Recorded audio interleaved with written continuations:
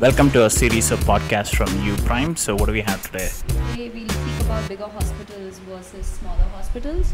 Okay. So before we start with this, there is something that there's a term called economics of scale that comes into picture, Yeah. which we need to know about. So just brief us on that. So basically, the idea is certain institutions or certain sectors have this economies of scale.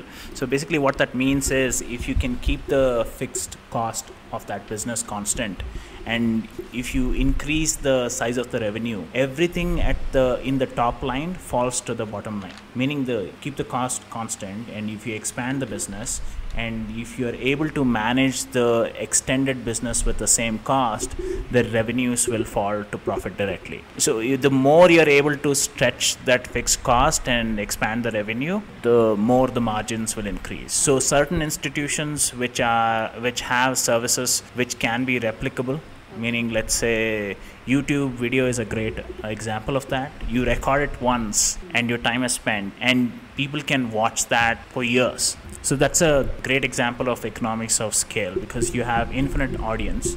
Your cost of doing this is one time, and after that, if you're an artist, you will reap benefits as and when more and more people watch your video. That's a great example of economies of scale. Another example in traditional business would be retail. So retail, if you do bulky transactions, the average cost kind of falls down.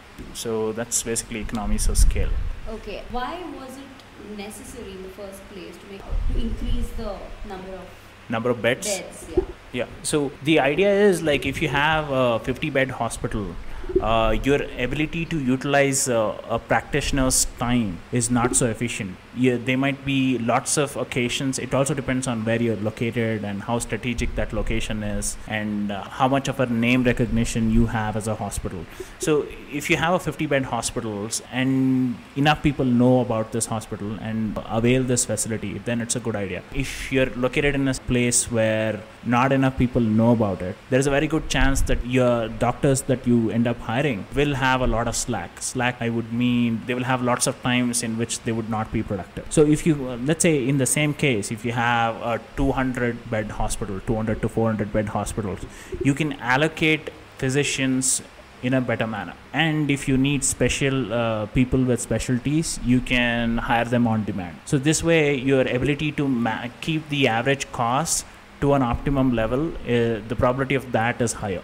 And how do you think it is helping the rural public? Because obviously the rural public would go to hospitals that are more feasible for them.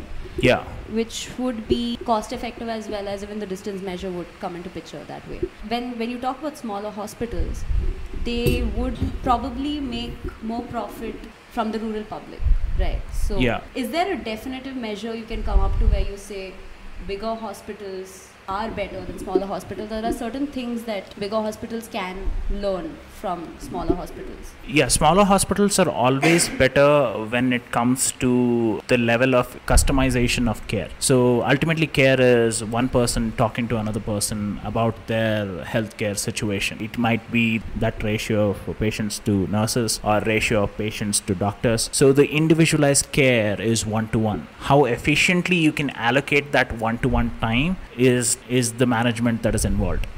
So when it comes to rural sector, if you're a general practitioner, it's good to be in a rural setting, because you will have a significant monopoly over that market, because not many people are there who would be practicing medicine in that place. So you will have influx of people coming to you regularly. But if there are special cases, then you have to use your network and get other people involved. So in the rural setting, the proximity of the place is very important. And in that setting, hospitals of size 200 to 400 in Indian context would be an optimum size. So anything more than that, the scale of margins won't increase. The average cost would remain constant if you are very efficient, or it might come down a little bit. But there's not significant advantage in opening up, let's say, 1,000-bed hospital in a village. So it's not necessary that we always think bigger hospitals are better for patient access. Not really. That's drawbacks as well. Yeah, there are drawbacks, because in order to maintain such a big hospital,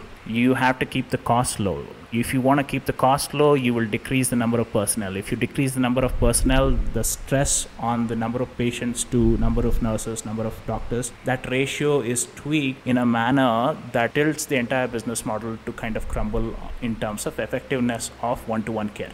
There is a certain threshold at which you can decrease the average cost of hospitals.